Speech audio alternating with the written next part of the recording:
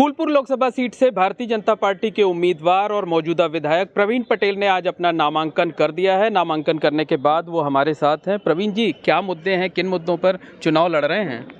देखिए, मुद्दा एक ही है, मुद्दा है विकास का। जिस तरीके से माननीय प्रधानमंत्री जी ने इस बात का संकल्प लिया है कि इस देश को हमको विकसित देश बनाना है, तो हम लोगों का भी यही प्रयास है कि विकसित भारत के अभियान में फूलपुर की भूमिका अग्रणी रहे, फूलपुर आगे आगे चले, यही हम लोगों का प्रयास रहेगा।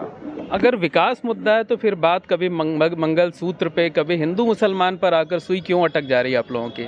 देखिए, ऐसा है कि ये विपक्ष को हम लोग देख रहे हैं, उनके पास न तो कोई नीति है, न तो कोई कार्यक्रम है, न तो कोई नेता है, तो वो लोग घूम फिर के इस तरीके से बातों को करते हैं।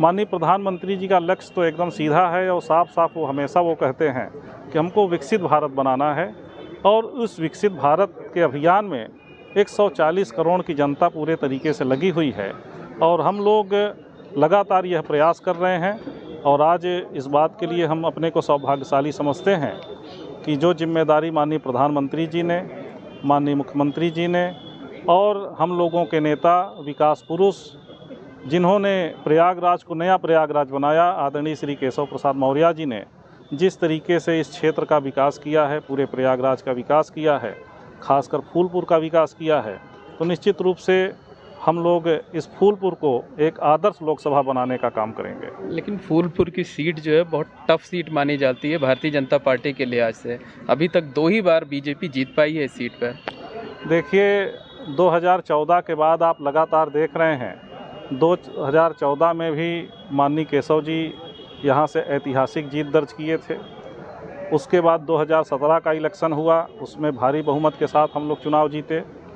इसके बाद आपका 2019 का चुनाव हुआ, जिसमें लाखों वोटों के अंतर से हम लोगों ने चुनाव जीता। उसके बाद 2022 का इलेक्शन हुआ, लाखों वोटों के अंतर से हम लोग चुनाव जीत रहे हैं। नगर निगम का चुनाव हुआ। लगातार आप देखिए कि 2014 के बाद जो सिलसिला चला है, जिस तरीके से माननीय मोदी जी विकसित भारत अभियान को आगे बढ़ा रहे हैं और आम जनता जिस तरीके से सपोर्ट कर रही है, आने वाले समय में हम बड़ी जिम्मेदारी से इस बात को कहना चाहते हैं कि फूलपुर लोकसभा एक इतिहास बनाने जा रही है और फूलपुर लोकसभा को हम लोग एक आदर्श लोकसभा बनाने का काम करेंगे, यही हम लोगों का प्रयास रहेगा। लेकिन विपक्ष इस बार लामबंद है। राहुल गांधी, अखिलेश यादव ने समझौता कर लिया है, जो भी एंटी वोट हैं वो सब एक जगह लामबंद हो गए हैं। कितनी बड़ी चुनौती मानते हैं? देखिए, विपक्ष तो कहीं दिखाई नहीं पड़ रहा है, केवल कागजों में विपक्ष है।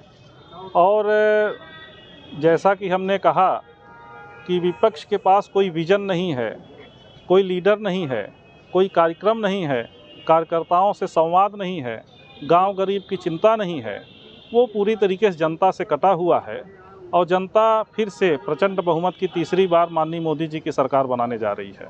अच्छा, एक आखिरी सवाल ये है कि वो कौन सा फैक्टर है जो फूलपुर में आपके पक्ष में लगता है कि वो काम आएगा? जो है वो क्या कुछ करने का इरादा रखते हैं या जनता के बीच जाके किस मुद्दे पर आप वोट मांग रहे हैं? देखिए, हम लोग लगातार जनता के बीच में ही रहते हैं और जनता से एक भावनात्मक जब लगाव हो जाता है तो स्वाभाविक है कि हम लोग एक परिवार के सदस्य की तरह ही फूलपुर अपने बीच में, जनता के बीच में रहते हैं।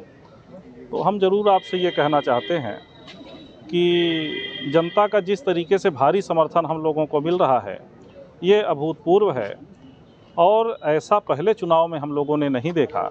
इस बार हम लोगों को 2014 और 2019 से भी ज़्यादा बड़ी लहर दिखाई पड़ रही है। आश्वस्त नज़र आ रहे हैं? बिल्कुल आश्वस्त हैं और हम लोग ऐतिहासिक जीत दर्ज करेंगे। निश्चित तौर पर जो बीजेपी के उम्मीदवार प्रवीण पटेल हैं, उनका साफ तौर पर कहना है कि जनता का जिस तरीके से समर्थन उन्हें मिल रहा है, उसके आधार पर वो ये कह सकते हैं कि वो बड़ी जीत हासिल करने जा रहे हैं। Mohammad Moin, ABP network, Prayagraj.